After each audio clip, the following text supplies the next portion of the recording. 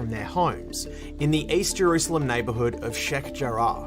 None of these events on their own may seem big enough to cause this level of violence, but the anger that we're seeing now is fueled by more than a century of tensions, war, oppression, and trauma.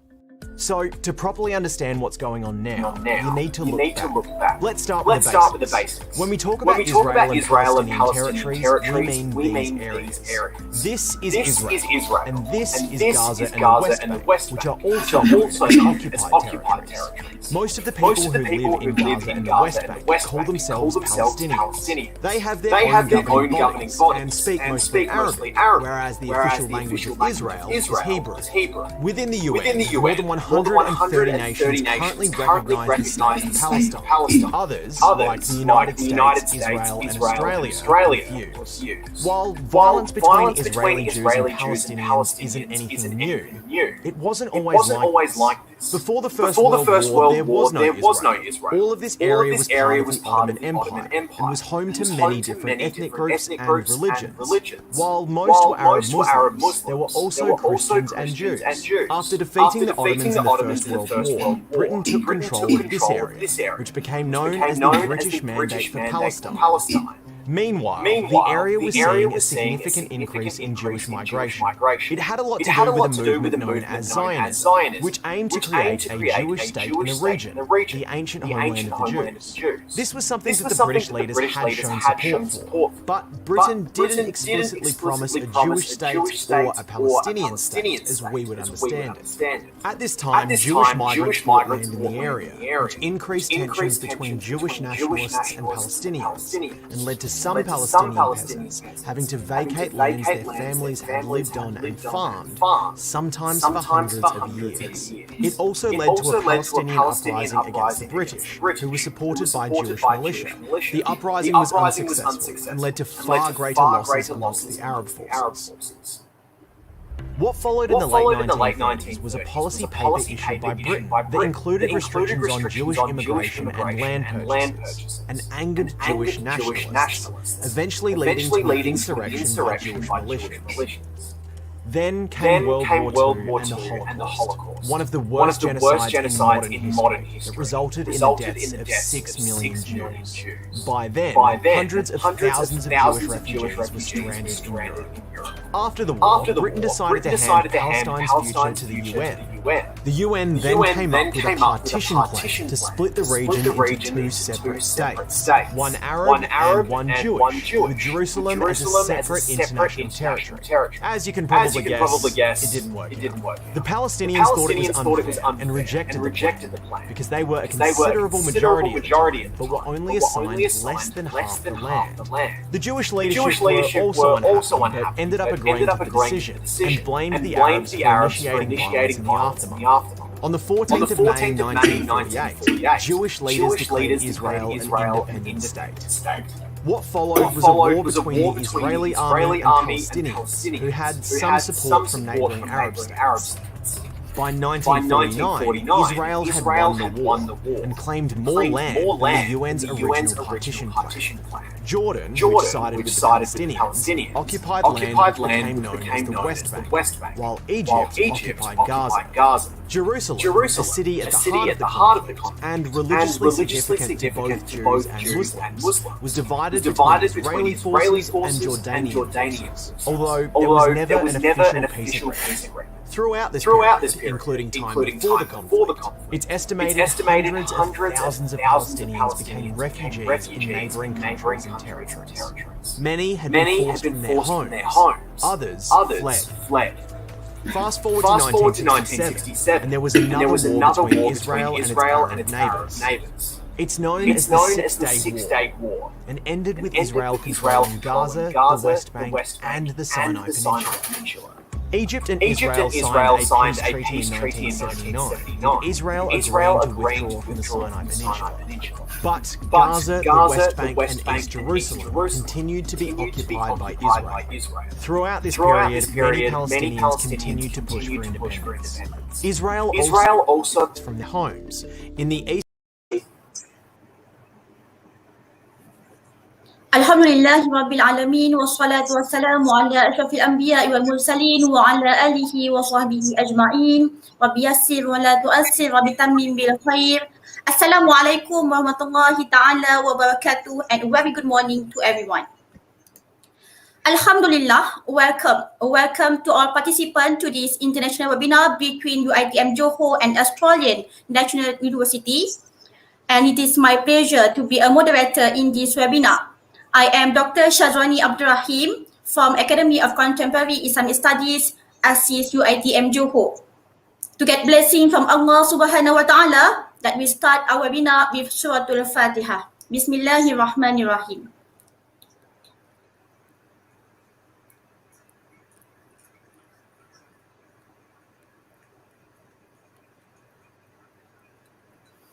Ameen ya Rabbil Alameen. Alhamdulillah, I bless Allah Subhanahu Wa Taala for this golden opportunity. We were able to get together this morning in this webinar.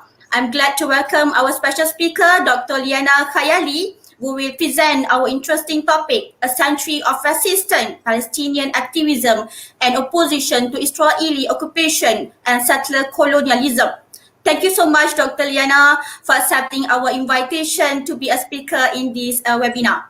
So, ladies and gentlemen, when we are talking about Palestine and Israel, this is not just a simple topic, but an important international issue that we should take care of and discuss. So, the latest issue from Palestine that you can read from news, okay, Israel court releases pregnant Palestinian prisoner Anhar Adik to house arrest to give birth after criticism from Palestinian official and human rights organization. So Alhamdulillah, the United Muslim condemned Israel to this issue, leading to save the Anhar Adik. Alhamdulillah. And the Muslim of one world must be united from a free Palestine from Israeli occupation. So we can refer to a hadith narrated by Abdullah ibn Umar, reported that Muhammad sallallahu alaihi wasallam mentioned that the Muslim is a brother to another Muslim. So hadith from Sahih Bukhari and Muslim. So inshallah, we Malaysians will always pray the best for Palestine and all Muslims around the world. So ladies and gentlemen, I'm honored to introduce our special speaker this morning, Dr. Liana Khayali from Palestine, a lecturer in Center for Arab and Islamic Studies, College of Arts and Social Science from Australian National University. And before this, she finished a postdoctoral research fellow, University of Sussex, and visiting research associate, Center for Gender Studies, University of London, and active in publication, including books, articles, conferences, and also public lectures. And she got the best PhD thesis from Australian National University, from School of Politics and International Relations, and passed without any revision. Congrats, Dr. Liana, and bachelor degree from University of Sydney. So congratulations to that. So ladies and gentlemen, Alhamdulillah, without further ado, let me start our webinar for today. So I invite our special speaker, Dr. Liana Khayali, to deliver her speech. Dr. Liana, please welcome. So how are you, Dr. Liana? Hi, I'm very well. Thank you so much for having me. Is good? Yes, it's really a pleasure to be here. Thank you for that kind introduction. Inshallah, if you need any break during this webinar, just let me know. Inshallah, within 1 hour and 30 minutes. And inshallah, we will have a Q&A session 20 minutes before we end this webinar. So Alhamdulillah, please welcome Dr. Liana Khayali. Thank you. Thank you so much. And I'll share my screen, yes, if that's okay. Okay. Okay, share screen. Let me see if this is working. Let me see. Is that working yet? There we go. Okay, yes. Great. Wonderful. Thank you so much for having me. Thank you, Dr. Shazwani, for that very generous introduction. And I'd like to thank also UiTM for hosting events like these. And I know that you've invited scholars from the ANU before, so I really hope that this will be just one step in future collaboration. And I'd also like to thank Dr. Shaymat, who originally invited me and helped to organize this event as well. And thank you to all for being here. It's this year, I mean, we've seen that Palestinian resistance and activism has really come back into the news after kind of receding into the background of the news on the Middle East in particular. It seemed that because Israel-Palestine has been such a long and protracted conflict that people had started to lose interest. It seemed to kind of fall to the wayside when it came to pressing issues in the Middle East. But as we see time and time again, what happens is that the Israel-Palestine conflict tends to reemerge in new and disturbing ways at various points in time. And this year, we saw that happen again. So I think it's always worth revisiting this particular conflict, and in order to see the kind of the ramifications it has for the region and for the world, and because it's such a major issue when it comes to justice and human rights. So as Dr. Shazwani said, I am of Palestinian background, which is where my original interest in the topic came from.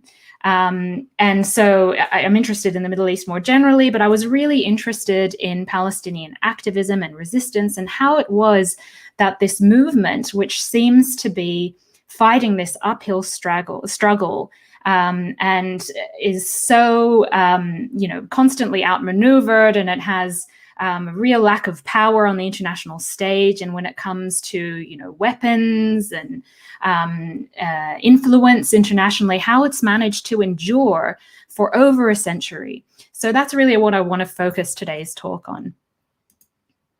But I wanted to start here, which was the events of this year, earlier this year in May 2021. So leading up to this year, what we saw was in 2020, with Trump at the helm of the US leadership, we saw that it seemed that the Palestinians were somewhat defeated. The US was making strides to support Israel more fervently than it ever had before. The US moved the embassy from Tel Aviv to Jerusalem. It was supporting Israeli annexation through its so-called peace deal. It was supporting normalization efforts. So we saw a number of normalization agreements signed between various Arab countries, including the UAE, Bahrain, Morocco, and Sudan. And it seemed as though the Palestinians were being sidelined from their own conflict, almost as though the Palestinian issue was dead in the water. So it was quite a surprise to a lot of observers when this year we saw what has been termed a unity intifada emerge, which was the anger and protest that erupted following the initial event, which was when 13 Palestinian families were being faced with the threat of forced eviction from their homes in the East Jerusalem suburb of Sheikh Jarrah. And protests grew in response to this. Israeli police cracked down violently. They stormed the Al-Aqsa Mosque with stun grenades, tear gas, and rubber-coated steel bullets during Ramadan, during one of the most holy days of Ramadan. And then we also saw that there were settler mobs rampaging through the Palestinian suburbs of Jerusalem, chanting things like "death to the Arabs." So there was a lot of provocation. And so in response, Hamas issued an ultimatum to Israel forces to withdraw from the Al-Aqsa Mosque compound. And when that didn't happen, Hamas began firing rockets toward Israel. And that then resulted in Israel bombarding the Gaza Strip. And these airstrikes killed over 212 people, including children, and injuring around 1,500 and probably more. So what was particularly interesting about this particular round of violence, and we've seen many rounds of violence throughout the decades and in recent times, 2014 was one of the last major eruptions of violence. But what was very interesting and unique about this particular round was that we saw that there were protests and clashes, if you want to call them that, taking place not just in the Gaza Strip, not just in Jerusalem, but all across historic Palestine. So there were protests in Jerusalem, in the West Bank, in the Gaza Strip, but also within Israel, within Palestinian majority cities in Israel. And it was kind of an expression, it seemed to be, of Palestinian unity. It was an expression of unity in the face of overwhelming odds. It was a way of saying, we're still here. And that was really remarkable that this happened. And it seemed to almost initiate a new chapter in Palestinian resistance. And so I think it necessitates a look back on the history of Palestinian resistance, how it's managed to sustain itself as a movement, despite achieving relatively few gains, and despite having very little power on its side. So we're talking here about a people that's never had its own military. In fact, it's been consistently blocked from developing any kind of effective defense systems. In the Gaza Strip is under total siege. It's under a blockade, economic sanctions. Very little is allowed into the Gaza Strip. So they're constantly on the verge of a humanitarian crisis. And then on the Israeli side, in contrast, Israel has a very strong military, one of the strongest in the Middle East. And it's backed by the United States to the tune of, I think they receive about $3.8 billion in military aid every year. And its weapons, defense, and surveillance systems are constantly becoming more and more sophisticated. So these are the odds that Palestinians are up against. So that's where I wanted to start. Now, the video that you showed at the beginning really did a lot of the work for me. So, and I know a lot of you are very well educated on this issue, but I thought it's always worth starting from the beginning.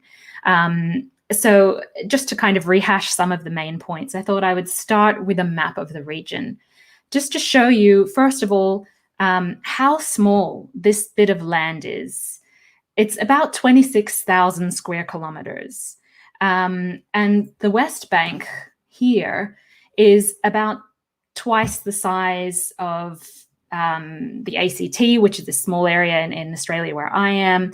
The whole of Israel with the occupied Palestinian territories is not much larger than the state of Vermont in the United States. It's not much larger than Wales. So it's really tiny. So I'm showing you this map not to give a geography lesson, which you certainly don't need, but just to drive home how this tiny piece of land has managed to command so much attention and so much emotion, and how events in this very small area have managed to have such outsized impacts on the surrounding region and on the globe. So I'll just give you a brief outline of what I'm going to talk about today. I'm going to start out with the origins of the conflict and of Palestinian resistance and how it emerged in response to the initial expressions of the conflict. So I'll trace how, as I said, Palestinian resistance emerged and developed in response to different circumstances, and how it moved through different iterations throughout its history. Now, I titled the talk A Century of Resistance, even though technically it's been over a century. But my point was really to highlight the fact that Palestinian resistance didn't start in 1948. It didn't start with the creation of the State of Israel.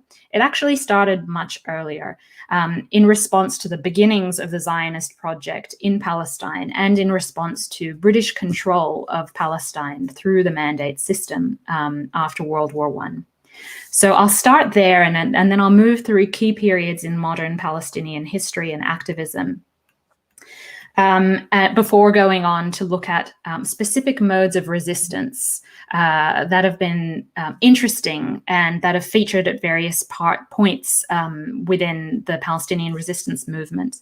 So things like prisoner resistance, Islamist resistance, cultural resistance, boycott, divestment, sanctions, how Palestinians have forged links with solidarity movements, with other struggles overseas, and what this portends for the new era, whether we're moving in a different direction now.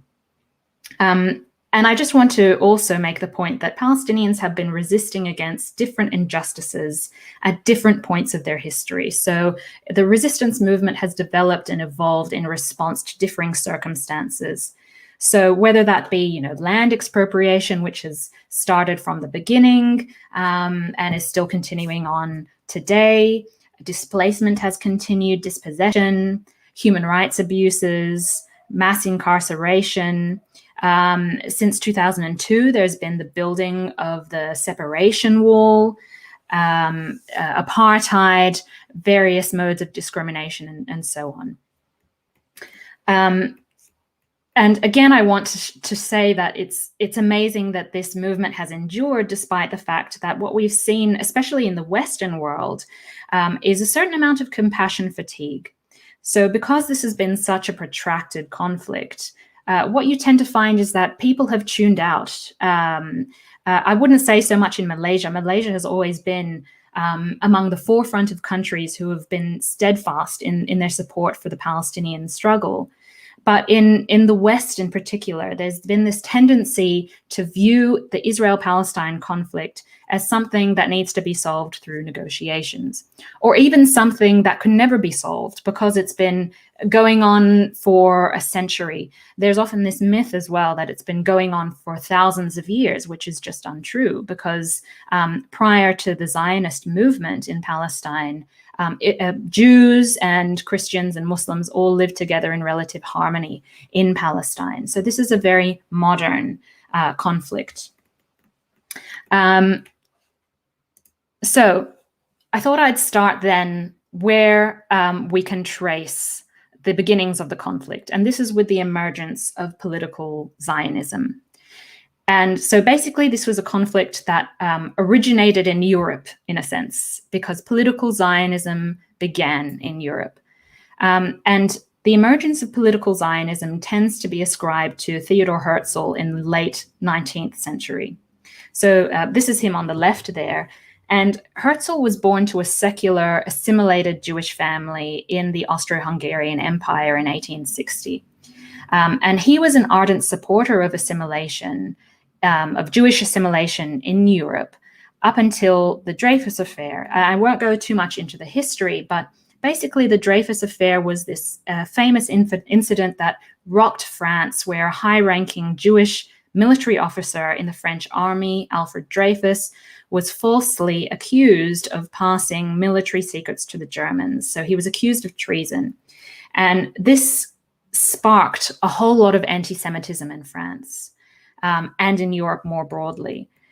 And eventually he was exonerated, but the importance of this incident was that it really brought to the fore the extent of anti-Semitism as it existed in France. So there had been a lot of anti-Semitism, certainly in Eastern Europe. There had been various waves of pogroms and anti-Semitic persecution. But in Western Europe, it was assumed that Jews had more or less assimilated. But this incident showed a lot of Jews that they may never be safe from persecution in Europe. And so all of a sudden, people like Theodor Herzl became convinced that they would never be truly accepted in Europe, and they would never really be safe. And so what he did was he published a text called The Jewish State, calling for the establishment of a Jewish home, of a Jewish state. And he convened the World Zionist Organization to kind of set that in motion and get that happening. And what we've been seeing from the Palestinians in response since the beginning of Zionism as a political movement has been different forms and different levels of protests, of resistance rather. So initially, resistance took the form of protests, boycotts, petitions, uprising, strikes, and arms resistance. But initially, it wasn't totally clear to the Palestinians what kind of threat political Zionism posed, because it was very, very young in the 19th century. It was still emerging. So it didn't really comprise a compelling threat, but it soon did. So it soon became clear that Jewish migration to Palestine was on the rise. It started from around 1872 and continued on in various waves, and Jews came to Palestine in increasing numbers. So Zionism was not always the primary driver of migration. In many cases, Jews were fleeing fascism in Europe and had nowhere else to go.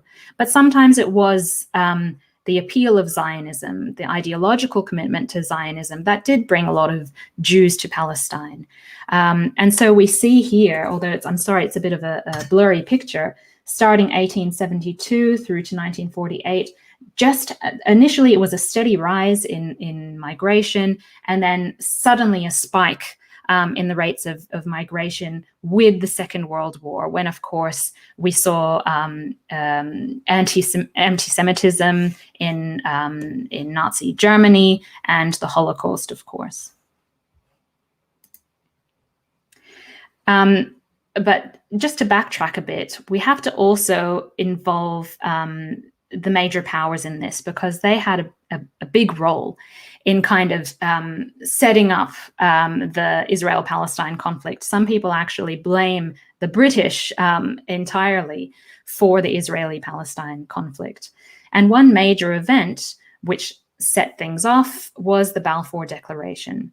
And this was a declaration that was made by Britain. It was a letter written by Britain's Foreign Secretary, Arthur Balfour. It was written to Lord Rothschild, who was a leader of the British Jewish community, in 1917. And in this letter, he stated that His Majesty's government, that is the British monarchy, views with favor the establishment in Palestine of a national home for the Jewish people, it being clearly understood that nothing shall be done which may prejudice the civil and religious rights of existing non-Jewish communities in Palestine, or the rights and political status enjoyed by the Jews in any other country. Now, this was a somewhat vague promise. So the British were expressing the support for the establishment of a national home in Palestine for the Jewish people, but not necessarily a state. So this idea of a national home is pretty vague. And again, it says, well, being clearly understood that nothing shall be done to prejudice the civil and religious rights of other communities in Palestine. But that's quite a tall order. It wasn't clear how the British were going to manage this. And they did manage to bungle this. They weren't able to balance competing interests in the following years. So this declaration was made in 1917 in the midst of World War I. After World War I, the British were granted mandate authority over Palestine. So what that meant was they came into control of Palestine from around 1922. They were kind of authorized to administer the territory. And the idea was that they would administer it until such a time as it could stand on its own as an independent nation. But the Balfour Declaration was embedded in the British mandate over Palestine. So a key thing that the British did was they encouraged Jewish immigration to Palestine. And they also simultaneously suppressed Palestinian demands and representation. So they supported the emergence of Jewish institutions, of representation and governance, while they simultaneously suppressed Palestinian representation. And so basically what happened during this period, a period of British mandate control over Palestine, was that they facilitated not only Jewish migration, but they allowed land sales to be made to Jewish organizations. And this resulted in the displacement of Palestinian peasants. So this was at this point, Palestinians started to see the writing on the wall that this could potentially spell doom. A lot of Palestinians were being displaced from their lands. Land sales were being made, still in very small numbers, but it was still enough to be of concern. And so what happened is Palestinians started to organize. Arab newspapers started to complain about Jewish land acquisition, and Palestinians began to organize politically in opposition to both British rule and to the Zionist movement. And among their efforts were a series of Palestine Arab congresses involving a network of Muslims and Christians that were held between 1919 and 1928. And they put forward a series of demands, including demands for the establishment of an independent Palestine, the rejection of the Balfour Declaration, and a limit to Jewish immigration and land purchases. And there were also demonstrations, strikes, and riots during this time throughout the 1920s, which the British consistently repressed. And they also, although Palestinian leadership tried to meet many times with the British and made a number of entreaties to the British mainly ignored these or didn't do much. All of these demands and entreaties mainly fell on deaf ears on the part of the British.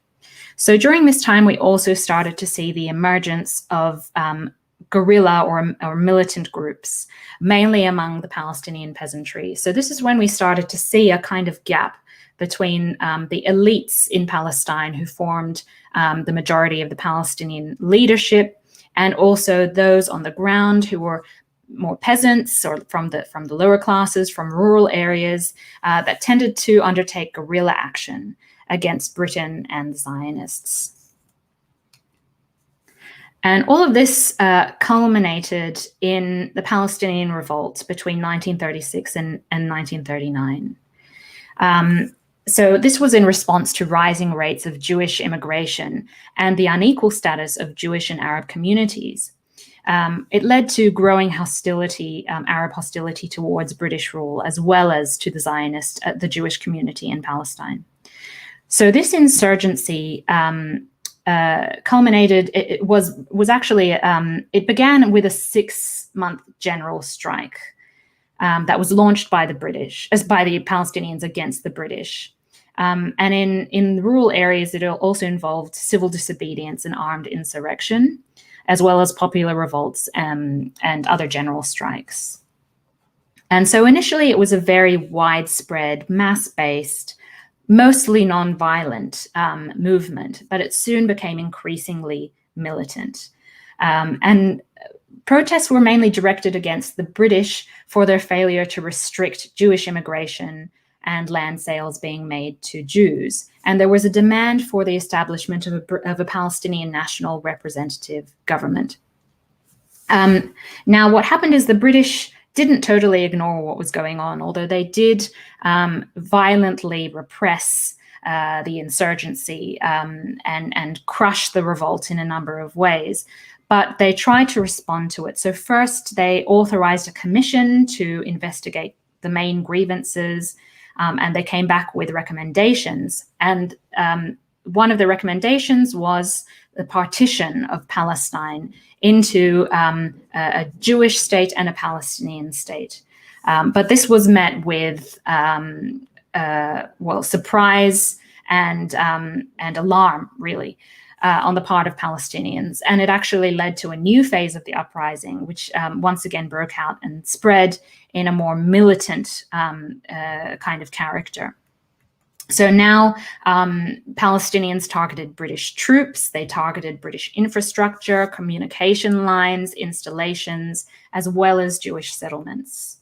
And a lot of the Palestinian leadership at this time was arrested and they were exiled. So the Palestinian leadership was kind of dispersed, exiled out of Palestine. And so that had the result of leaving the Palestinians as somewhat leaderless. And so during this time, the British really cracked down quite harshly. They sent in more troops. They took more brutal repressive measures against Palestinian rebels and civilians. But they were starting to get fed up, that is the British. And what they did was they caved a little bit. So this time in 1939, they decided to extend an olive branch, in a sense, to Palestinian demands, and they promised a vague limitation on the number of Jewish immigrants and some restrictions on land sales and the creation of an independent state within 10 years. But this failed to appease either the Palestinians or the Jewish community in Palestine. But in any case, it turned out to be inconsequential because by this time, the Second World War had broken out and everyone's attentions were diverted. Now, I just want to make one point about the significance of the revolt. The first is that it was mass-based. It was largely a peasant uprising. And so while the Palestinian elites did play a role, as I said, they were exiled from the beginning and they didn't have a lot of control over the direction of the revolt. So this was quite significant. But it was also significant because it was crushed so violently by the British. And this left the Palestinians in a very weakened state at a very crucial time, because we remember that the establishment of Israel occurred in 1948, not long after this. So the Palestinians were very, very weak and not in a very good position to fight back against Israeli forces after this point. So I'm fast forwarding now to the point after World War II. So of course, what happened with World War II, we had the Holocaust, we had waves of Jewish refugees. And so this is what partly spurred increased numbers of Jewish migrants to travel to Palestine to migrate. Now, on the 14th of May 1948, this was when Israel declared its independence and its establishment as a state. So in this picture here, we see Israel's first prime minister, David Ben-Gurion, addressing members of the Israeli Knesset, which is the equivalent of a parliament. And you can see there in the background a picture hanging on the wall behind him of the founder of political Zionism, who I mentioned earlier, Theodor Herzl. Now, this day is celebrated in Israel for being the day on which Israel declared its independence. But among Palestinians, it's commemorated as a Nakba, or which translates to the catastrophe. Now, what happened was that when the state of Israel was declared on the 14th of May, 1948, this triggered Arab armies to invade the following day. So armies from Egypt, Iraq, Lebanon, Jordan, and Syria all attacked. But the issue was that these armies were much weaker than the Jewish forces. They were badly trained, badly armed, and uncoordinated. And they were also divided politically, and they had very different interests, so they weren't well coordinated. And they were also numerically inferior to Jewish forces and also inferior in terms of strength and ability. Now, a crucial point about 1948 is how few Palestinians took part in the fighting themselves. Only about 6,000 out of a population of about 1.4 million took part. And this included untrained villagers using rusty rifles. While in contrast, the Zionist Haganah, the paramilitary force, the paramilitary Jewish force, mobilized about 85,000 soldiers out of a population of 600,000. Now, why is this? This is largely because while Palestinians had a lot of the characteristics of a state to be, it had bustling cities, it had a middle class, it had trade and commerce and judges and scholars and a political life. The one thing it didn't have was a military or any kind of militia force. And it was largely a rural society. And also a lot of the population was illiterate. So when the Jewish militias attacked, even though the Palestinians constituted the bulk of the population, they were more or less helpless. So they had to rely on the Arab armies to defend them. The Jews, on the other hand, in Palestine were a minority, but they had put together state-like institutions. They had their own schools, they had quasi-government, And they were being supported in this, as I said, by the British. And they had also managed to bring in shipments of arms from places like Czechoslovakia. And they were also very well trained, that is the militia. So they really invested strongly in their militia. So what happened was that Israel was successful. They confiscated all land owned by the British government and property owned by Arab refugees who either fled or they were forced from their homes was taken over by either the government or by individual Jews. Some Palestinians did stay put, however. Some did remain in the land, and some remained in what is now Israel, and they became Israeli citizens. So there's a minority of Palestinians who live in Israel and have Palestinian citizenship, and they make about 20% of the population. So from the Palestinian perspective, this same day of the establishment of the State of Israel, as I said, marks the beginning of the Nakba, which means the catastrophe. And it's called this because of the dispossession of the Palestinians that occurred as a result of these events. So between 1947 and 1949, more than 750,000 Palestinians either fled or were expelled from their homes, and about 530 Palestinian villages were destroyed. And after the war was over, Israel controlled approximately 78% of former Mandate Palestine. And the new border blocked refugees from returning. So many of the Palestinians who had left their homes between 1947 and 1949 had left believing that they would be able to return at some point once the conflict had ended. But instead, they found themselves on the wrong side of a new border that hadn't existed before. And this is a situation that's continued to face Palestinians since then. Many Palestinians have found themselves in exile since this point, even within their own land at times, and often isolated from one another by barriers or walls or checkpoints. Now, without going too much into the history, I just want to show what happened in 1948. So prior to 1948, in 1946, the Palestinian population made up 69%. Of the population, Jews made up 31%. Land ownership was at 93% on the Palestinian side and 7% on the Jewish side. So this was before the war. And then after that, and I'll show you another map in a moment, just to show you how much Israel managed to gain in terms of territory. So, as I said, in May 1948, Israel declared a state, and it did this after the British troops departed. Now, I did mention that the British were getting very tired of administering Palestine. There were so many conflicts. They weren't getting much benefit out of administering the territory. Also, they were fighting the Second World War. They were fatigued. They were weakened. They really wanted to wash their hands of the whole conflict. So they gave the issue to the United Nations. And the United Nations recommended partition, and that's when Israel decided to declare a state in the following year, and British troops departed the scene. Now, what happened was that Israel managed, or Jewish forces managed, to capture approximately 78% of historic Palestine and declare an independent state over that territory. While on Palestinian side, as I said, it created between 700,000 and 800,000 Palestinian refugees that today number more than 7 million. Villages were destroyed.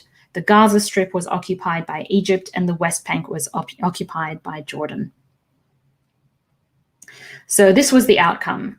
So this was what the partition plan that the UN put forward looked like. So in blue, that was to be the proposed Jewish state.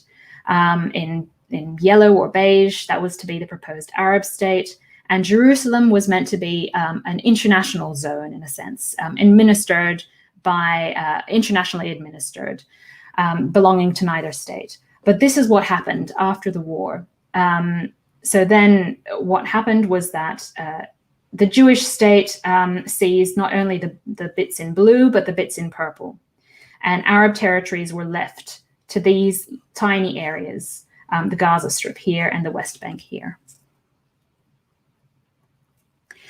Now, what happened afterwards was what I said. As I said, the Palestinians were left very weak. And so they were mainly just trying to recoup and survive. And it was really the Arab countries that were fighting on behalf of the Palestinians against Israel. And the next major war that took place was the War of 1967.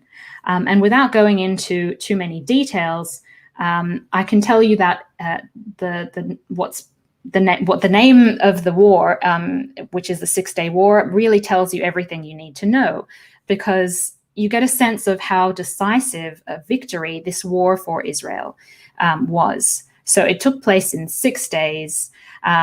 It was fought against Egypt. It was fought against Syria, and they were roundly defeated. Now, this was in the midst of Pan-Arabism. It was at the height of Pan-Arabism when the Egyptian president, in particular, Jamal Abdel Nasser, who was very popular and charismatic, was really championing the Palestinian cause and championing this sense of Arab solidarity. And so what he did was he went to war with Israel and yet was defeated quite significantly. And so this had major impacts on the conflict, because, and I should say also, it wasn't just Egypt who fought, it was also Jordan and Syria. It had major implications because Israel managed to capture the Sinai Peninsula and the Gaza Strip from Egypt, and also the Golan Heights from Syria, and they also captured the West Bank and East Jerusalem from Jordan. So from 1967, 100% of historical Palestine came under Israeli rule. So it was really one of the most significant events in the history of the Israeli-Palestinian conflict. And it's important for Palestinians as well, because it really discredited the idea of Arab nationalism as being the best vehicle for Palestinian aspirations. And it strengthened the position of Palestinian nationalists who advocated Palestinian autonomy and independence.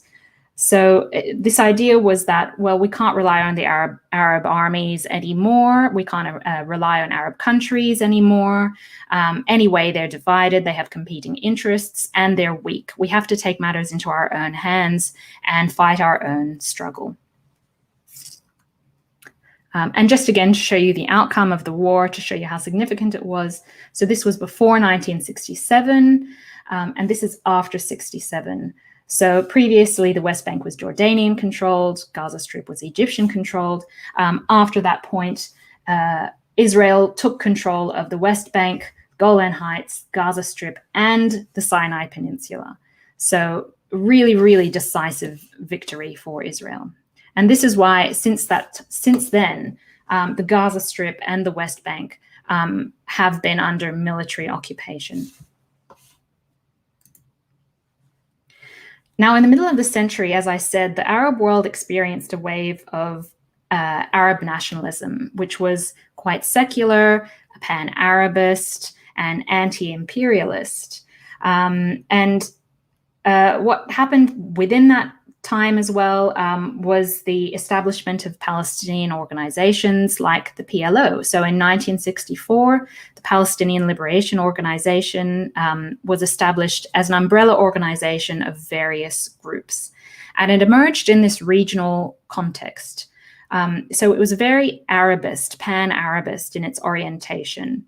So there was no mention at the time that it was established of a national sovereignty for the Palestinian people, of there being a separate PLO from the pan-Arabist movement.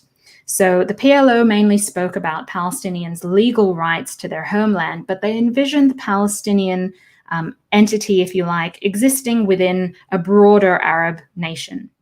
And the PLO was kind of subordinated to the pressures exerted by Arab governments. It was also a very top-down organization. So it was headed by elites and notables who were very distant from the Palestinian grassroots. But the Arab defeat of 1967 had a significant impact on the Palestinian scene. So as I said, it really discredited this idea that pan-Arabism would liberate Palestinians. So it brought about this realization that it was unrealistic for the Palestinians to count on the Arab regular armies. And also it discredited the PLO leadership. So at this point, the Palestinian national liberation struggle was itself liberated from the bonds of official Arab sponsorship.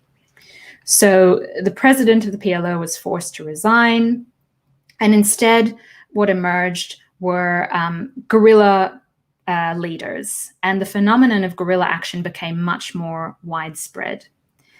And we saw during this time fierce resistance demonstrated by Palestinian fighters in various battles during the 60s, which boosted the movement and also boosted the legitimacy of militant action as a way of liberating Palestinians. So it led to the enrollment of thousands of Palestinian and Arab volunteers who were willing to fight and participate in armed struggle. And a number of guerrilla organizations emerged during this time. The most prominent among them was Fatah. And in 1969, in 1969, there was a Palestinian nationalist charter that was approved in Cairo. That was in 1968. And in 1969, the Fatah leader Yasser Arafat was elected as chairman of the PLO. And he held this position until his death in 2009. So during this phase, there was an emphasis, as I said, on armed struggle as being the best means of achieving liberation.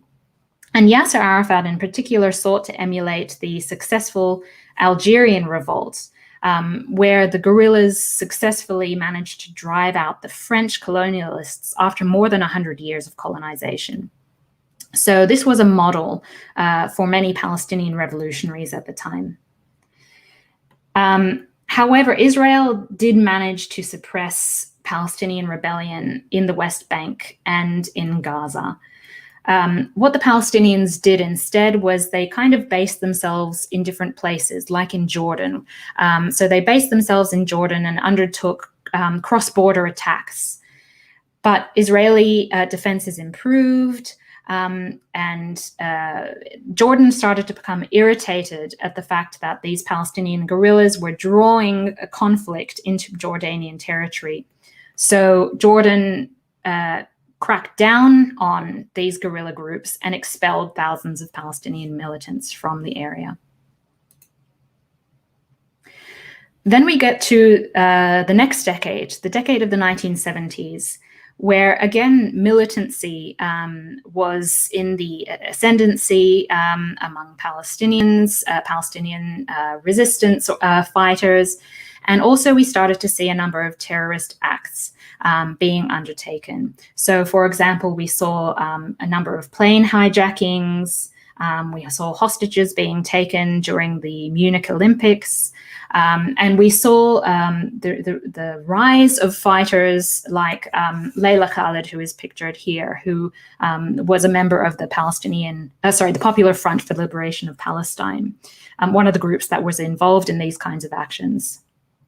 So international terrorism kind of became the method or the tactic of choice for Palestinian groups because it came out of a perceived lack of options. So, they tried a guerrilla struggle. It wasn't so successful. So instead, they chose to undertake international terrorism.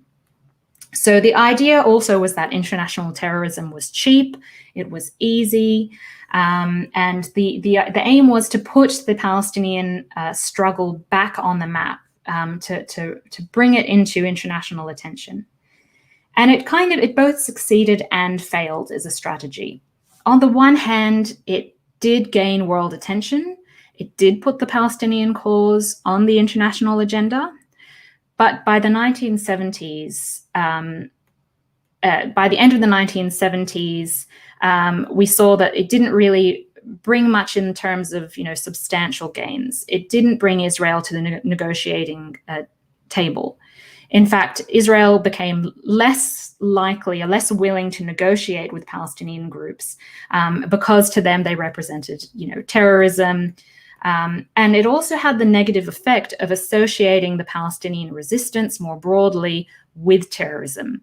So from that point, any type of Palestinian activism became branded as terrorism. So this characterization of Palestinian resistance in any form, unarmed, non-violence, cultural, or armed, would be branded as terrorism in mainstream media and in the West. It became a very dominant narrative, and one that Palestinians have had to struggle against since this time. So then the next major period of Palestinian resistance took place in the 80s with the outbreak of the First Intifada, which took place between 1987 and 1993. The Intifada literally translates to shaking off. And it was a wide-scale uprising against Israeli occupation of Palestinian territories. It involved protests, acts of civil disobedience, and it coalesced into a coordinated uprising embracing virtually all sectors of Palestinian society. And two different sets of pressures were impinging on the occupied territories at the time that produced a determination among Palestinians to sustain the Intifada. The first and most important were the conditions, the dire conditions of life in the occupied Palestinian territories. So at this point, they were living under direct Israeli military occupation. So you would constantly see Israeli troops on the streets. They were the ones that were in direct control of the territories. And also, Palestinians started to feel more and more isolated on the international stage. There was a sense that they'd been abandoned to a certain extent. So a number of creative methods sprung up during this time to resist. So, as I said, civil disobedience, things like boycotts, strikes, the refusal to pay taxes. The Palestinians set up a number of committees, neighborhood committees. When the universities and schools were closed by the Israeli army, the Palestinians set up underground schools. They set up cooperatives so that they were able to sustain the uprising for a number of years. And Israel really cracked down hard on this uprising, even though it was primarily nonviolent. And this had a really negative effect, actually, and a negative impact on Israel's image abroad. So this could be seen as one of the successes of the Palestinian Intifada, the First Intifada, because it was largely nonviolent. In the news, what was the scenes that were being shown were, children and women and the elderly and all sectors of society resisting nonviolently and being cracked down on quite violently by Israeli soldiers. And so this was really viewed from the outside quite negatively. Another thing that happened during this time, and I should say also that that's reflected in the death tolls. So the approximate number of Palestinians who were killed, it numbered about 1,200, including about 254 children, while on the Israeli side, the death toll numbered about 179, including 5 children. Another major thing that happened during this time was the establishment of Hamas, which was a new Islamic organization, a militant organization that quickly became the most important Islamic group in Palestine that was working to sustain and amplify the Intifada. And the organization was, officially, it described itself as a wing of the Muslim Brotherhood in Palestine, but it soon kind of superseded and absorbed branches of the Muslim Brotherhood in Palestine. And I'll return to that issue of Islamist resistance a little later. I just wanted to, I have a lot to get through, I realize, but I wanted to kind of show this quote from a participant in my research. Nisreen, whose name I've changed, was a woman who was very active in the First Intifada uprising. And she talked about the very creative ways that women remained steadfast, and they resisted Israeli soldiers in a number of ways.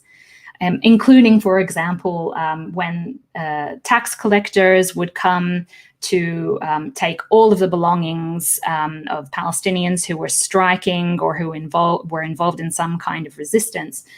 And she gave me this quote, and I'll just quickly summarize it. And she said that, we overcame it all. When they came to raid the pharmacy, there was a bag high up on a shelf that was full of sanitary pads. So I began to call out, Danny, who was the tax collector. I said to him, come. He said, what? I said, you forgot this bag. Take it, give it to your wife. She might need it. So the women were very steadfast and strong and did not crumble. And a lot of people spoke about that with regard to the First Intifada, that all Palestinians seemed to be involved. And it was a time of national unity. Now, the Intifada dissipated around 1993 with the signing of the Oslo Accords between Israel and Palestine. And there are various reasons for why these accords were signed, but the major thing to come out of it was the establishment of the Palestinian Authority. So I'll just speed forward. So the idea of the Oslo Accords was that they weren't meant to end Israeli occupation and present an enduring solution to the Israeli-Palestinian conflict. It was meant to be a first step. So the Accords were the first agreements signed that were meant to kind of initiate a process that would incrementally and gradually end the occupation. Of course, that didn't happen. But one of the major results of the Oslo Accords was that the Palestinian National Authority was established. It was meant to be a temporary transitional organization that would have kind of pseudo-autonomy in the West Bank and Gaza Strip. It was meant to have to engage in security collaboration with Israel, which it still does. And Yasser Arafat was elected the president. Now, of course, the president is Mahmoud Abbas. So we've only had, 2 presidents so far. The key problems with the Oslo Accords were that they were very slow. They didn't really result in anything. We haven't seen any enduring final settlement come out of it. And of course, the building of Israeli settlements has continued, even though the Oslo Accords were meant to put a stop to that. So the Oslo Accords has really not resulted in very much. And I just wanted to show you this area. So the bits in red here are the areas that the Palestinian Authority has full administrative control over. So very, very tiny areas. Area B is where the Palestinian Authority has partial control over. So the Palestinian Authority doesn't really have much in the way of any authority at all. It's a pseudo-governing body, which is really hamstrung in a number of ways. But it's important because it now kind of provides a buffer between the Palestinian people and Israel. Then we get to the Second Intifada, and the Second Intifada was much more violent than the First Intifada, and it came out of frustration with the failure of the Oslo Accords to really produce anything substantial in terms of improving the lives of Palestinians. They were sparked by the visit of Ariel Sharon, an Israeli politician that later became Prime Minister of Israel. He visited the Al-Aqsa Mosque compound in Jerusalem, And this resulted in Palestinians protesting, and Israel brutally cracked down on these protests. And then this resulted in an escalation of violence and resistance. And as I said, this was much more violent than the First Intifada, and so it wasn't as mass-based.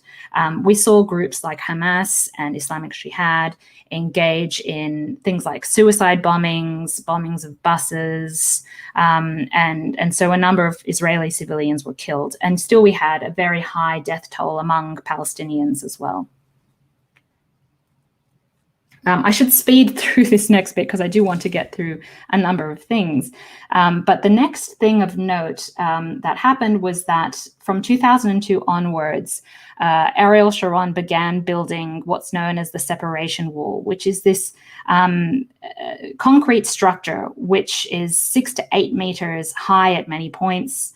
And it's meant to be built as on the line between the West Bank and Israel, but it actually cuts deep into Palestinian territory. So many people see it as a land grab. And it does prevent a lot of Palestinians from accessing their lands, from accessing workplaces and schools. So it's had a big impact on Palestinians. And a lot of Palestinians, Palestinian resistance actions have grown up in response and in opposition to the building of this wall. Now, Palestinians say that it's a tool for land theft. As I said, it splits a lot of villages in half, cuts deep into territory, and the International Court of Justice ruled in 2004 that the wall is illegal under international law. Now, in terms of the resistance that we saw among Palestinians during this time in response to the wall and in response to land expropriation, we saw that after the Second Intifada, which was very violent, there were a number of non-violent protests as well that took place, especially in the villages. They tended to be weekly village demonstrations. They took place in places like Budrus, and we saw a number of women involved during this time. And initially, they were quite successful. So a lot of these actions managed to secure a rerouting of the wall. So that saved quite a bit of Palestinian land. And then these same demonstrations sprung up in many other villages around Palestine within the West Bank. So places like Bil'ain and also Nabi Saleh, where in Nabi Saleh, again, a lot of women were involved, including young girls like Ahad Tamimi, who's pictured here. She was very young at the time. But they soon dissipated because they were cracked down on quite hard. They didn't really secure many goals. They continued on for a number of years, and yet didn't really result in much. And in fact, a number of Palestinians were injured and lost their lives. So on the question of where is the Palestinian Gandhi, this is a question that we see in the news so often. Every time there is some kind of round of violence, we see in the mainstream media, particularly in the West, this question asked, where is the Palestinian Gandhi who can lead Palestinian resistance in a non-violent manner? And the answer to that is there have been many Palestinian Gandhis. There have been various moments of nonviolent resistance in different forms throughout Palestinian resistance history.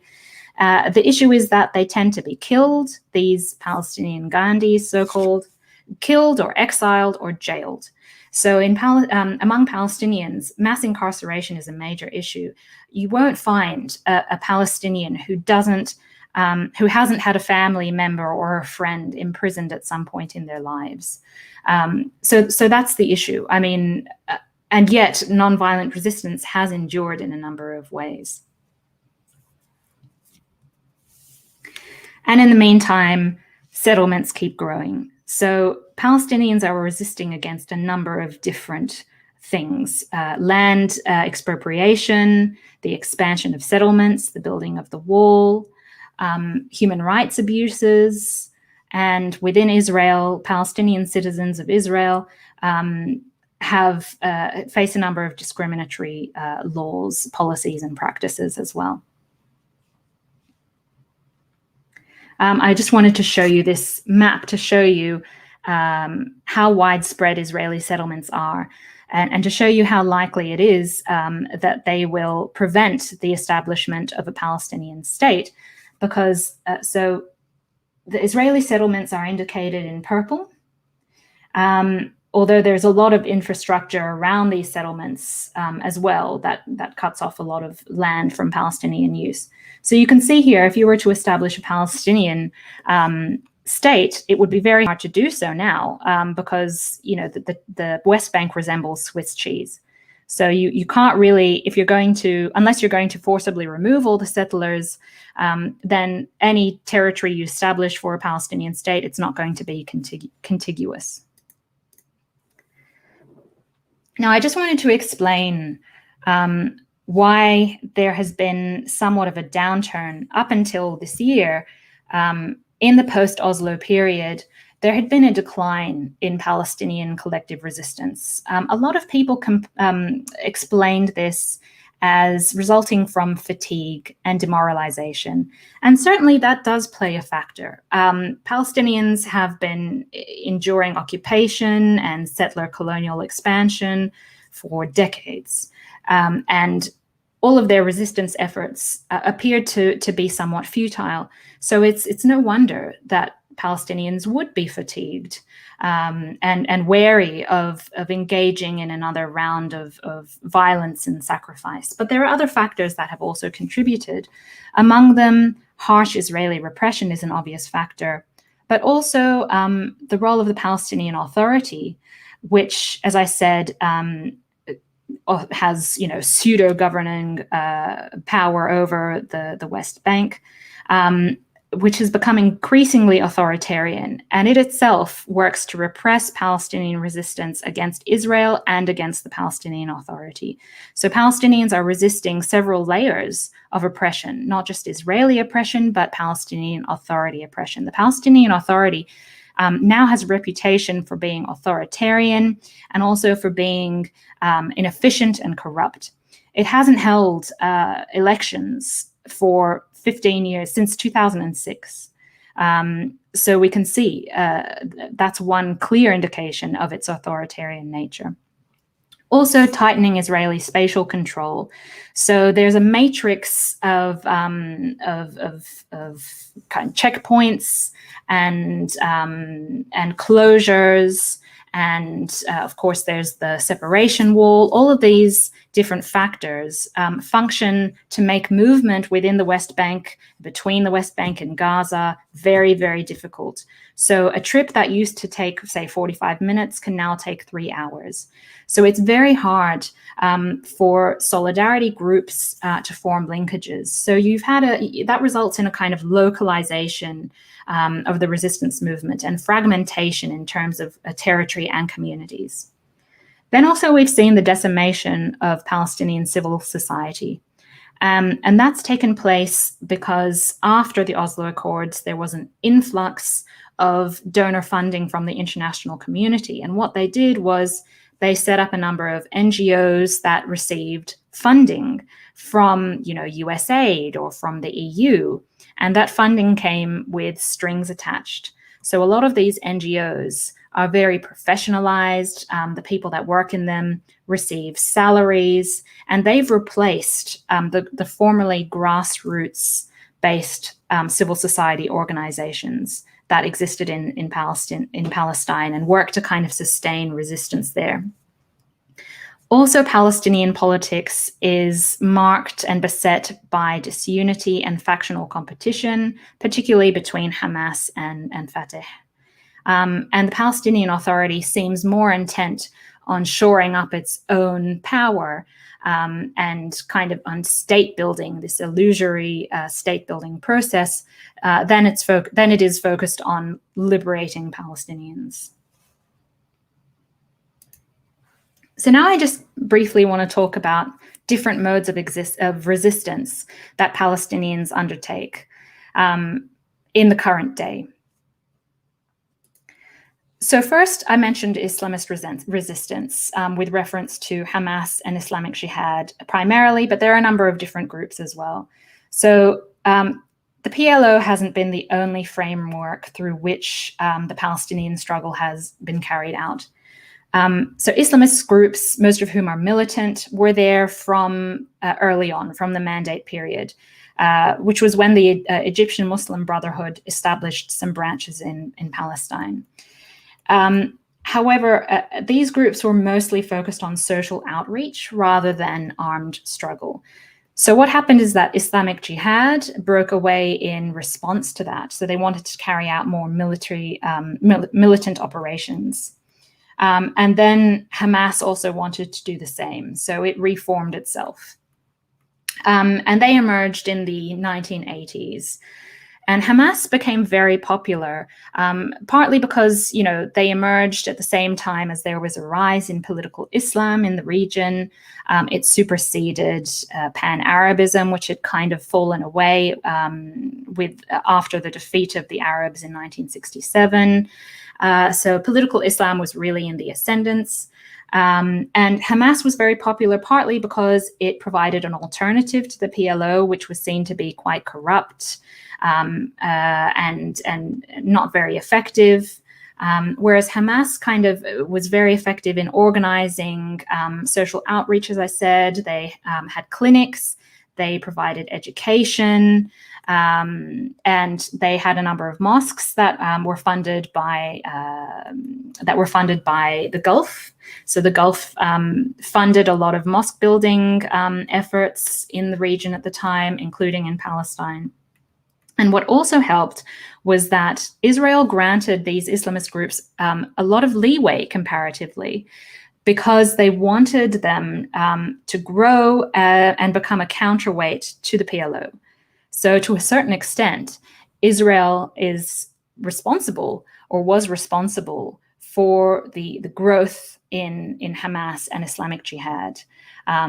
So that's quite interesting and not something that people often know.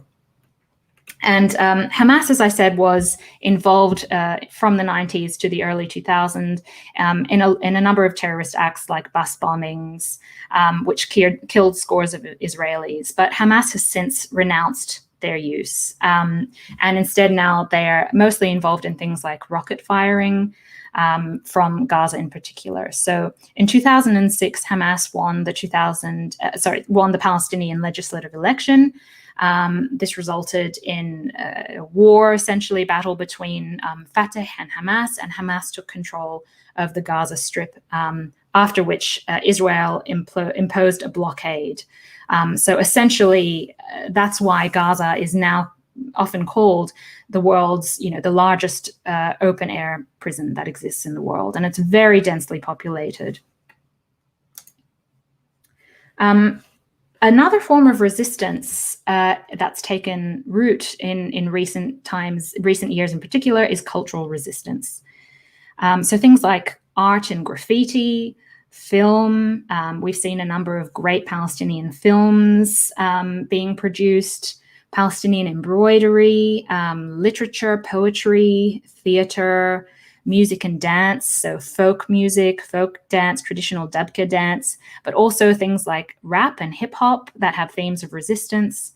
And while on the surface, these creative forms of resistance might seem maybe trivial or unimportant, we should remember that a key aim of the Zionist project is expansionism. So the idea is to gain as much of the land of historic Palestine as possible, and within that land include as few Palestinians as possible. And part of that effort also involves the denial and erasure of Palestinian history and heritage. So Palestinian villages have been destroyed, and then they were planted over by forests. Place names, village place names, the names of towns have been erased or appropriated, or Hebrewized and de-Arabized.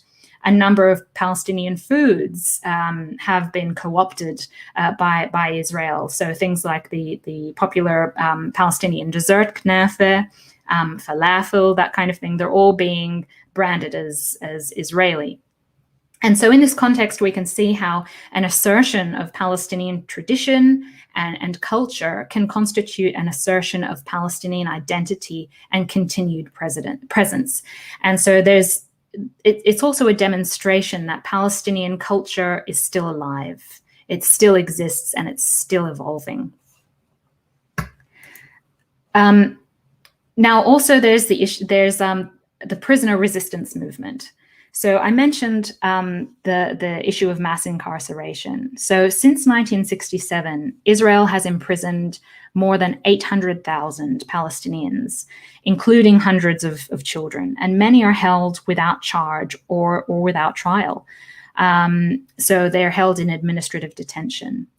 And also Palestinians, when they are tried, they're tried in a military court system that most human rights organizations have condemned because they don't guarantee a fair trial. And they tend to have a conviction rate of more than 99%. So one of the tactics that Palestinian prisoners use within prisons is the hunger strike. And they use the hunger strike to demand improved conditions or to demand trial or release even. And they've long been practiced by Palestinian prisoners and detainees who have been held in Israeli jails. And this happened in 2012, I think, about 1,500 to 2,000 prisoners began a hunger strike en masse, and they were on strike for about 28 days, so a long, long time. And eventually they were able to secure a deal with the Israeli prison service, which made concessions on a number of prisoner demands. So at times it has been successful. And you know, hunger strikes, you can see how powerful they are in terms of their symbolism, because prisoners first, they claim ownership of their own bodies, and it's a kind of, because they involve so much self-sacrifice, it's very hard to manipulate this act. It's very hard to brand it as terrorism or violence. And so it can be very effective in communicating the Palestinian cause. Also, if you're interested, you may have seen in the last few days, perhaps the ultimate form of prisoner resistance, which was escape. So 6 Palestinian prisoners managed to escape from an Israeli jail, and they did so by digging a tunnel from their shared bathroom within the prison using a rusty spoon, in scenes that are truly reminiscent of the film The Shawshank Redemption. And I believe they still haven't been found. So that's quite remarkable. Now, also Palestinians have managed to resist through building international and transnational solidarity. And we've seen that develop quite prominently in recent times, but there's been historical precedent as well. So, for example, pro-Palestinian solidarity among Irish Republicans dates back to the late 1970s. So, you know, a lot of Irish paramilitary groups established ties with the PLO, for example, and they saw a lot of similarities between the Irish struggle and the Palestinian struggle. In recent times as well, we've seen strong Palestinian support for Black Lives Matter, and they've came out quite openly in showing how the struggles are connected, and there's a parallel there. And for their part, the Black Lives Matter movement earlier this year also issued a statement of solidarity with the Palestinian people. And we saw solidarity around the world, including in Malaysia, of course, which has long expressed solidarity with the Palestinians, and its support as well for boycotting and divestment and sanctions, which was my next topic, actually. So the boycott, divestment, sanctions movement was launched in, I believe, 2005, and it was launched by, it's Palestinian-led, and it's a global movement that calls for boycotts. So the withdrawal of support for companies or institutions that support Israeli oppression, and divestment from any investments in Israel or Israeli companies. And it also calls on governments to impose sanctions on Israel and to stop doing business with Israel. And this movement was inspired by the South African anti-apartheid movement, and in using, you know, nonviolent methods to pressure Israel to comply with international law. And it's a movement that's managed to claim a number of successes since its launch in 2005, including, you know, campaigns against various companies, And also notably, it's managed to claim a number of successes in calling on musicians not to perform in Israel. So that's what this picture is referring to. So we've seen that a number of activists have called on various musicians and a number of big names not to perform in Israel, and it's managed to be successful. So a number of artists have come out declaring their intention never to perform in Israel, or they've cancelled their performances. So we're talking here about people like Stevie Wonder, Lana Del Rey, Lorde, Roger Waters, Elvis Costello, and many others. So this is quite significant. And we know that BDS is being seen as a threat by Israel because of how many times it's attempted to thwart it. And Netanyahu also, in the last few years, when he was prime minister of Israel, was talking about how he wanted to spend millions of dollars on a PR campaign and diplomacy efforts to counter the threat of BDS. And in the same vein as BDS, we've seen solidarity groups outside of Palestine take quite direct actions, much more direct than they ever did in the past. So yes, we've always seen demonstrations and protests, awareness raising and lobbying. But nowadays we're seeing that that's taking place in tandem with direct actions, which bypass politicians. And aim at disrupting or placing pressure on groups or organizations that support Israel. And so one example of this took place this year when activists in the UK decided to target Elbit Systems, which is Israel's largest private arms manufacturer. And it has factories in the UK and in the US. And it markets its weapons as being battle-tested or field-proven because they use their weapons against the civilian population in Gaza for the most part. So that's a key draw of Israeli weapons, the fact that they can market them as being battle-tested, that is, tested on populations in the West Bank and Gaza Strip. And then these weapons are sold around the world. And among these weapons are things like lethal drones that have been used in places like Myanmar against Rohingya Muslims. So activists decided to focus on Elbit and Elbit subsidiaries. And what they did was they stormed the factories, they sprayed spray paint, they damaged machines, they occupied buildings. And the cumulative effect of all of this was that they ended up costing Elbit Systems over £15 million and shutting them down for over 100 days.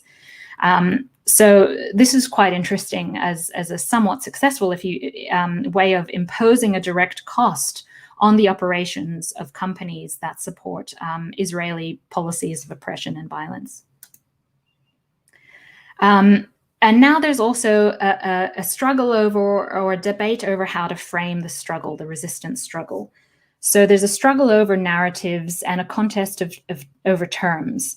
So this year, what we also saw was a breakthrough in terms of what to call what's taking place in Israel and Palestine.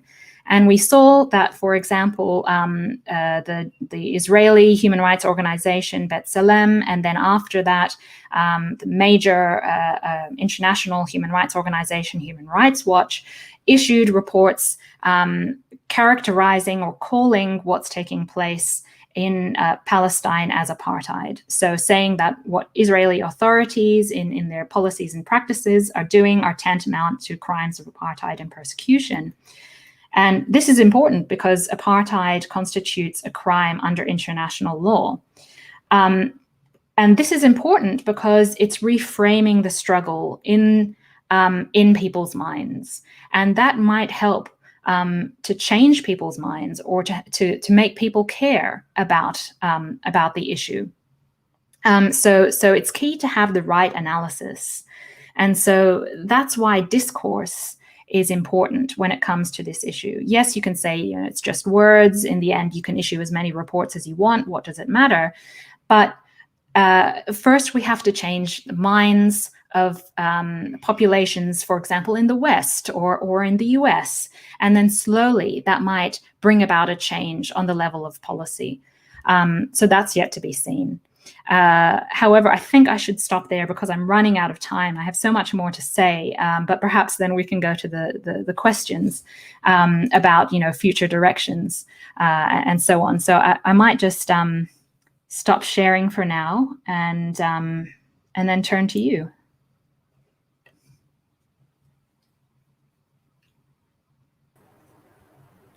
Okay, thank you so much, Dr. Liana. It is very knowledgeable presentation from you. Okay, I learned a lot from this. So inshallah, we proceed to Q&A session. Is it okay for you? Or you need any? Absolutely. Okay, so we continue to the Q&A session. The first question from Miss Siti Norain Aziz. Okay, how about successes, if any, has the Palestinian resistance movement managed to claim? Yes. This is an excellent question. I mean, it's when you review the history of Palestinian resistance, it can seem quite demoralizing because we see that, if anything, the situation for the Palestinians has gotten worse. Israel is essentially about to. It was about to last year formally annex the settlements in the West Bank and a great deal of Palestinian territory. It has basically managed to annex these areas in a de facto manner. But also human rights abuses are getting worse, all of this. And yet I would say that the Palestinian resistance movement has managed to claim some successes. The first is that with the establishment of the PLO in 1964, the Palestinians were able to unite. So setting up an organization allowed there to be a focus for Palestinian resistance, and it kind of allowed Palestinians to feel represented. That was one of the key successes, I would say, and it kind of constituted a reclaiming of the Palestinian struggle from the Arab countries, who had basically bungled it. So they hadn't done very well in defending Palestinian interests. Apart from that, I would say another success would be what took place during the First Intifada.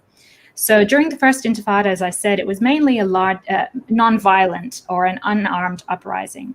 And it was quite successful in changing people's minds. It impacted on international opinion in a way that it hadn't before. So as I said, prior to that, Palestinians were largely seen as terrorists. And Israel was seen as the only democracy in the Middle East, which was surrounded by a number of hostile nations who just wanted to destroy it. And all of a sudden, we were seeing these images on the news of Palestinian children, Palestinian women, the elderly, civilians, who were being often beaten quite brutally by Israeli soldiers. And it recast the struggle, recast the conflict as one of Israel being this major power, cracking down on this unarmed civilian population who really were struggling for basic rights and for independence. And in recent times, I would say, although the Palestinian leadership is terribly weak and ineffective, and they're not good in terms of leading the resistance movement, we're starting to see that Palestinians are kind of managing to achieve some level of unity. We saw that this year with resistance that was taking place all over historic Palestine. That was a level of unity that we've not seen for a long time. And we saw that, I think that kind of managed to shift the discourse, the global discourse on Palestine. Definitely in Australia, in the US, we saw that the media was kind of casting things a bit differently to the way that they had before. We saw that social media was changing as well. We saw a lot of support for the Palestinians on social media. These are all very small, slight changes, but they're significant. And I think because, only a decade or so ago, we never would have seen, American Congress people, Congress women, for example, coming out calling what was taking place in Israel as apartheid. That would have been unthinkable. The numbers that we're seeing coming out in demonstrations from London to Sydney and elsewhere have been unprecedented.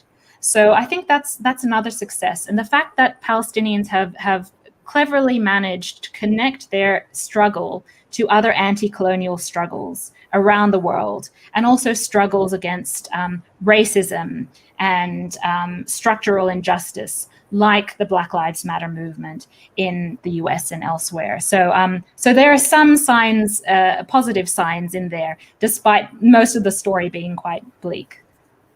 Okay, it's very wonderful answer. Thank you.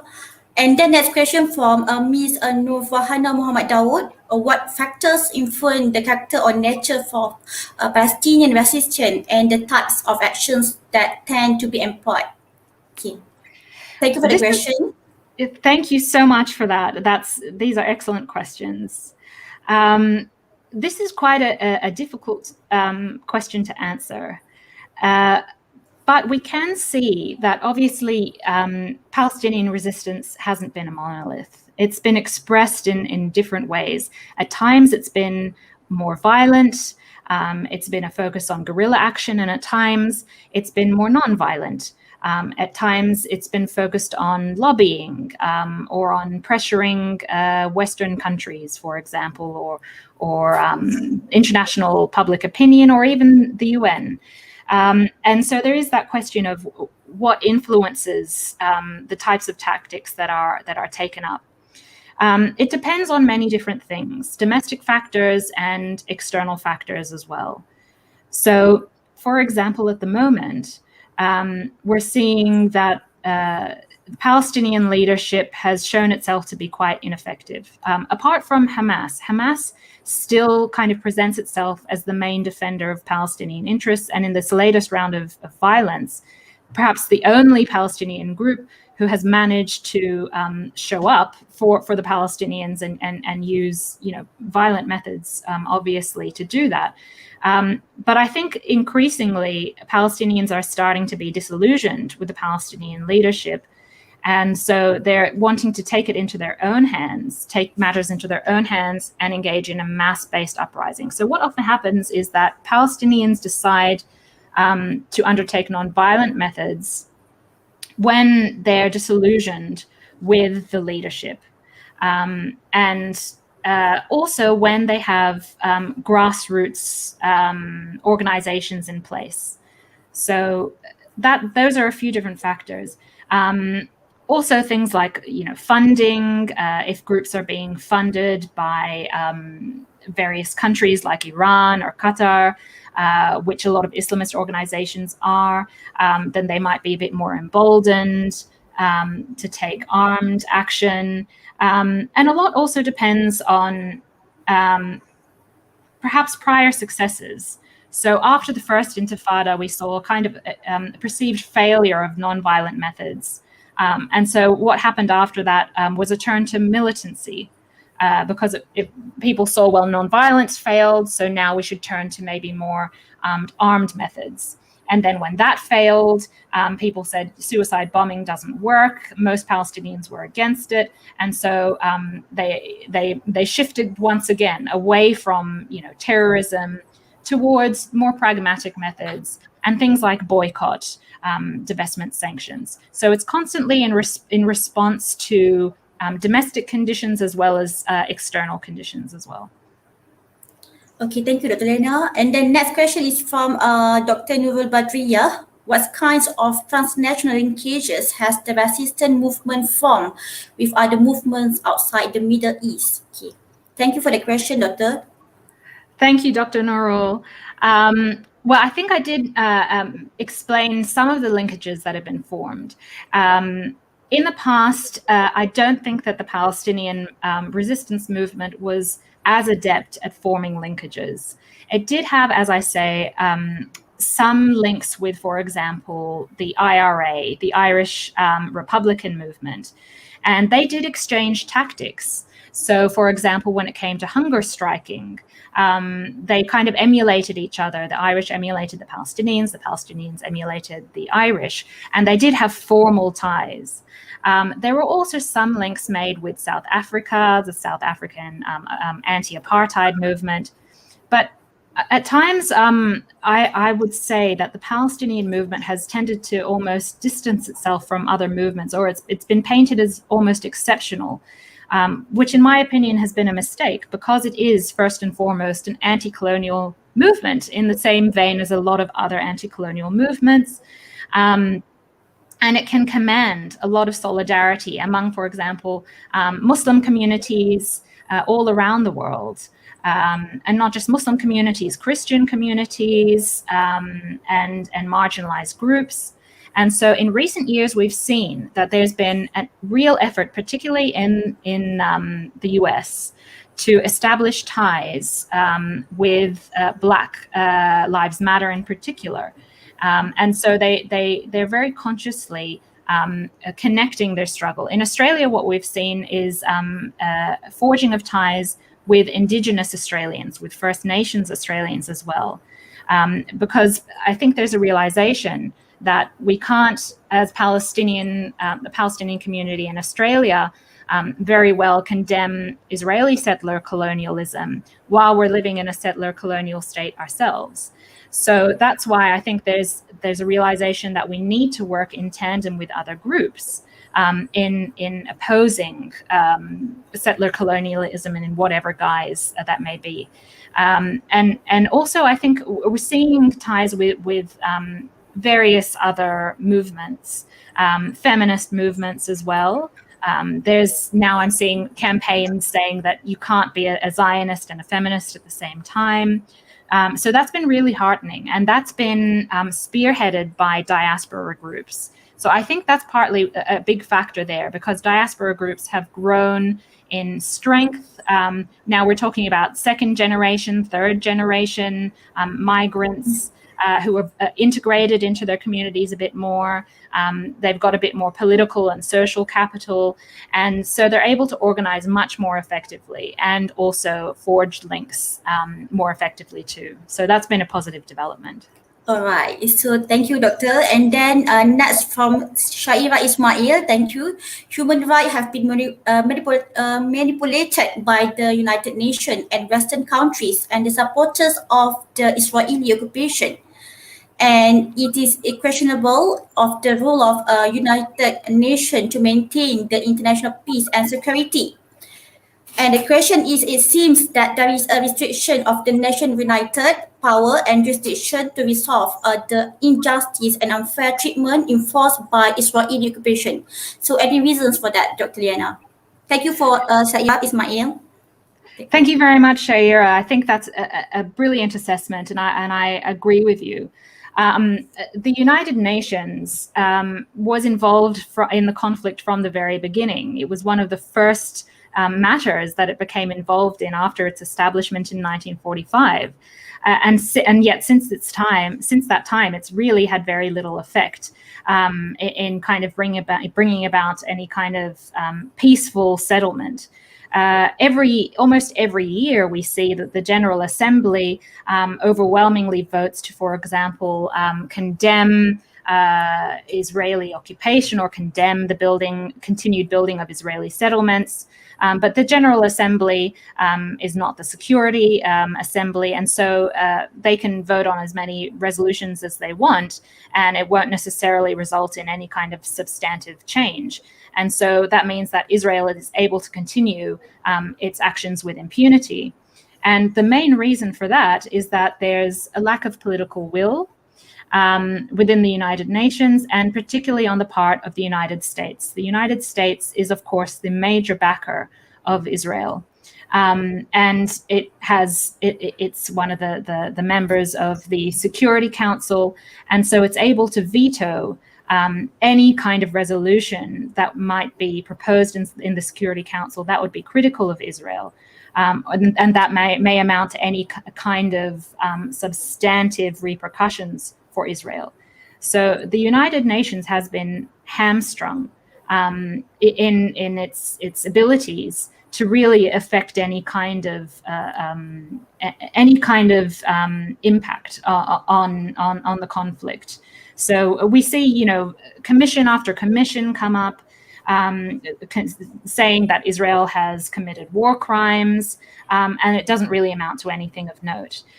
What Palestinians have done in recent times, though, is that they're trying to pursue justice through international law. So they acceded to the Rome Statute, and so they're trying to pursue cases through the International Criminal Court. And that's kind of still, it's still beginning. And there have been a lot of critics of this approach because of the reasons that you put forward, this idea that the United Nations is toothless. In the end, it just reflects the will of the major powers and America in particular. And yet still, others will say, well, you know, international law is still a useful tool for the Palestinians, and the International Criminal Court might be able to bring about some kind of, I might kind of be able to bring Israel to account on different things here and there. So, I mean, we'll see. Thank you, Doctor. And then next question from Alamin Abu. A protest against Israel from Islamic country will affect negatively those countries, such as military offense and so on. And I heard that Israeli society has been doctrined that Arab is crude and barbarian and uncivilized, and the Israeli state is still independent country. So what is your comment, Dr. Liana? Thank you, Alamin Abu. Thank you, Alamin. That's, an astute observation. It's true that from the beginning, Israel, from its first establishment, it tried to present itself as this very mostly European, civilized, modern society that was coming and colonizing a land that was full of mostly uncivilized Arabs that were portrayed as backward and not really very well organized, and who didn't have any kind of national character to speak of. And for a long time, it's been very successful in maintaining that portrayal of Palestinians as backward and as terrorists in particular. And I think we've seen it's been very successful, particularly in the United States, in making it seem as though the Palestinians are full of hatred, and they teach their children to hate, and they teach hatred of Israel in their textbooks, which is, of course, absolutely ludicrous. Palestinians want to live their lives like anyone else, and fundamentally what's at the core of their struggle is not hatred for Jews, certainly. It's opposition to the policies of the Israeli state, and it's a struggle for rights and for liberation. But I have to say that Israel has been very effective in terms of its PR, in terms of its public relations. It's managed from its inception an information campaign that has been so powerful and well mobilized, and Palestinians are have been on the back foot and still kind of struggling to catch up. So there are a lot of misconceptions that need to be undone, but certainly that is a very common misconception. And the first part of your question, I think, I may have forgotten. Sorry, Dr. Shajwani, if you can remind me. Yes, about a doctrine. Yes, and I think about opposition within Muslim countries as well, I think was the first part of the question. Okay. Is that? Yes, right. Yes. Yes. So I think I can take from your question protests against Israel from Islamic countries. Yes. So I mean, a lot of Muslim majority countries have expressed opposition to Israel. Some more forcefully than others, and will it affect them negatively? Well, it depends. I mean, for the most part, we've seen that a lot of Muslim majority countries have expressed opposition to Israel in rhetoric, but not necessarily in action.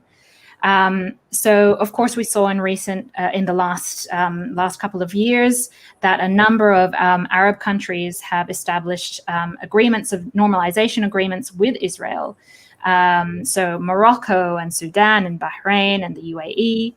Other countries like Saudi Arabia, while they didn't overtly make agreements with Israel, they do have covert relations with Israel. And that's true of a number of Muslim countries. So, for example, even Malaysia, which doesn't have diplomatic relations with Israel, but has certain commercial relations with Israel. So I think Israel knows that a lot of Muslim countries, while they're not able, because their populations are so supportive of the Palestinians and the Palestinian cause, that Muslim majority countries can't openly come out in support of Israel or showing friendliness towards Israel, that they have to express opposition to Israel, but that they can, behind the scenes, still have some level of commercial or trade relations, and they're happy with that. However, I think Israel's main enemy is Iran. And so certainly Iran has been a target by Israeli operations. Even in recent years, Israel has managed to undertake a number of operations targeting Iran's nuclear capabilities, for example. So there is that threat there. And the fact that Iran is perceived to be a major threat to a number of Gulf countries like Saudi Arabia and like Bahrain and the UAE, there is a concern that they could perhaps group together and oppose Iran in a number of ways. And we see that these countries are fighting against Iranian-supported groups throughout the region.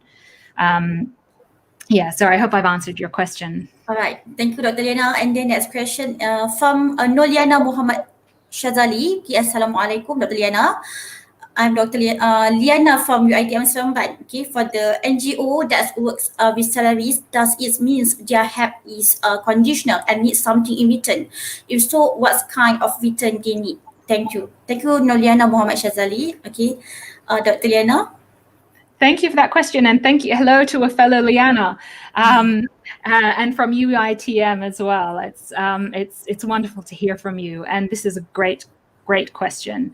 So in terms of NGOs that work with salaries, so here we're talking about Palestinian NGOs. So these are NGOs that are staffed by Palestinians themselves, but like you said, they receive salaries from international organizations.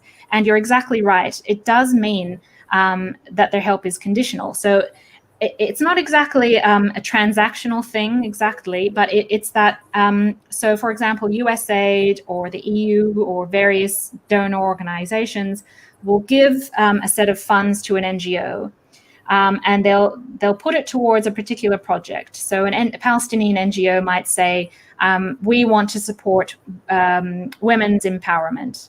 So USAID will say, great, we'll give you this money, but on a number of conditions.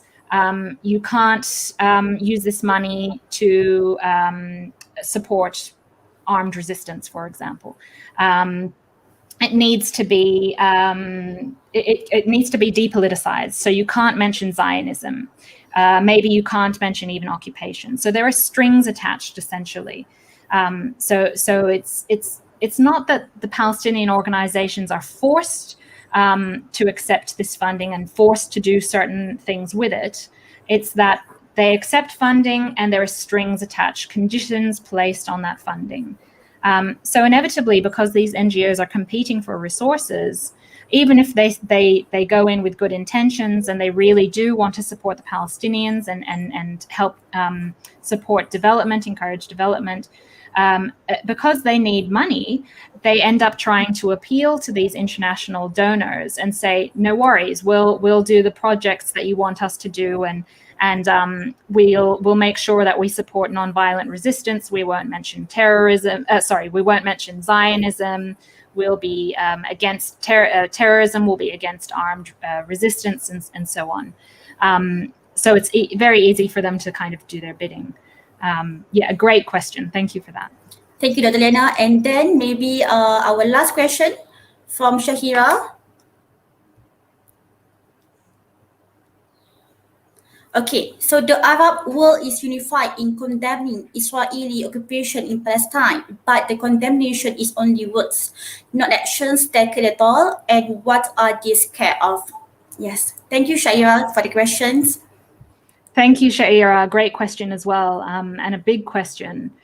And you're absolutely right. The Arab world is very good at coming out with words against Israel and condemning Israeli occupation. But like you said, it's only words for the most part. They don't really take any concrete actions. And this is despite the fact that their populations within these countries are overwhelmingly supportive of the Palestinian people. But many of the ruling regimes in these Arab countries are dictatorships. They're not very responsive to their populations. They don't represent their populations. They're self-interested, essentially. And so it's easy for them to come out and say a lot of platitudes in support of Palestine and the Palestinian people.